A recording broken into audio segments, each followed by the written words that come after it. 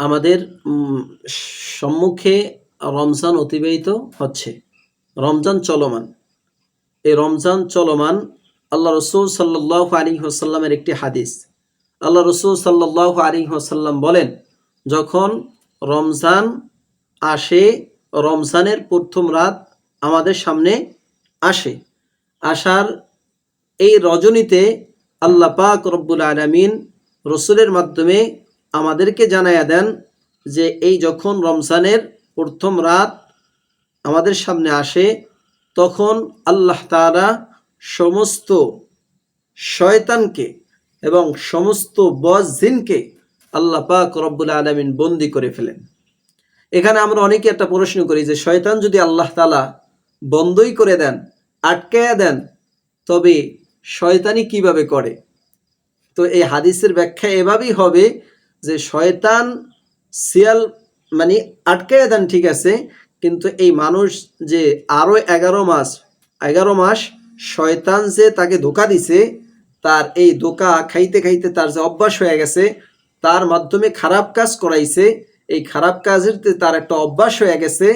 এই অভ্যাসের কারণে সে দেখা যায় এই রমজানের মাসে সে এই উল্টাপাল্টা করে। তার কাছে শয়তান আছে এমন না।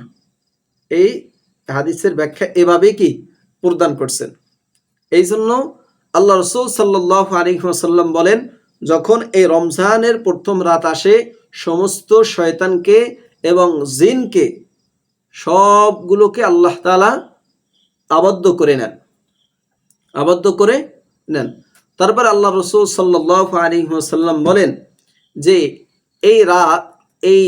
তারপরে আল্লাহ রসুল সাল্লাল্লাহু আলাইহি ওয়াসাল্লাম বলেন, জান্নাতের সমস্ত দরজা খুলে দেওয়া হয়, কোনো দরজা বন্ধ করা হয় না, এবং জাহান্নামের সমস্ত দরজা বন্ধ করে দেওয়া হয়, কিন্তু কোনো দরজা খোলা হয় না।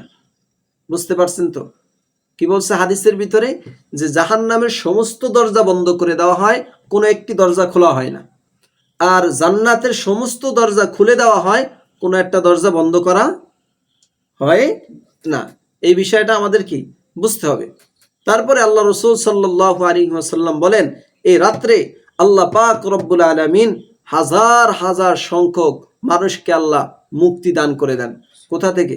জাহান্নাম থেকে হাজার হাজার ব্যক্তিকে মুক্তি করে দেন। আর এটা প্রতি রাত্রেই আল্লাহ কি করেন? এভাবে ক্ষমা করতে থাকেন।